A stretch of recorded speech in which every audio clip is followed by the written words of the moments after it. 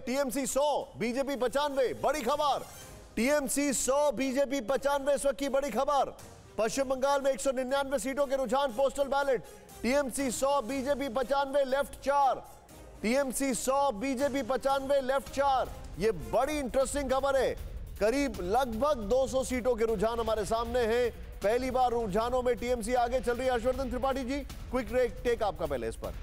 नहीं, मैं तो ये कहूंगा कि देखिए, जहां पर अभी पोस्टल बैलेट दिखा रहे हैं, ये दिखा रहा है कि बंगाल की जनता बदलाव के लिए तो मन बना चुकी है। अब वो कितना होगा, क्योंकि ये बहुत नजदीकी मुकाबला दिख रहा है। इसमें दिख रहा है 100 और 95। इसका मतलब ये है कि ममता बनर्जी का गढ़ ढहाना बहुत कठिन था, लेकिन भारतीय जनता पार्टी ने वो अचीव किया है जो शायद श्यामा प्रसाद मुखर्जी ने पता नहीं कभी उस तरह से देखते हुए सोचा भी था या नहीं सोचा था। क्योंकि जब हम कहते हैं कि भारतीय जनता पार्टी का इतिहास कैसे है, भारतीय जनता पार्टी कैसे देश भर में बताइए मुझे आप हर्षवर्धन जी। देखिए, ये सब बात समझ में आती है। जो पार्टी 200 सीटों का दावा कर रही है वो 95 पर दिख रही है। अब इसमें क्या कहा जाए?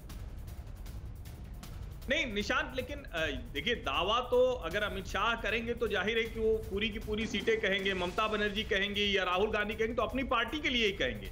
लेकिन अगर वो पार्टी जो 3 सीटों पर थी 95 सीटों पर आगे दिख रही, तो इसको आप इस तरह से भी देखिए कि कितना बड़ा बदलाव है और जमीन पर कितनी चीजें बदली हुई।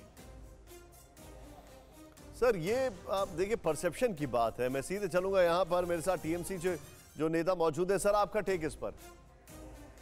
थोड़ा बोलने का मौका दीजिएगा। कौशिक दादा ने बहुत बड़ी बात की है कि टीएमसी का 10 साल का कॉन्ट्रैक्ट था आरएसएस के साथ। उनका कॉन्ट्रैक्ट खत्म हो चुका है। ये कॉन्ट्रैक्ट किसके साथ था हम देखे हैं। पिछले लोकसभा चुनाव में वामपंथियों का 22% वोट जो बीजेपी में गया है।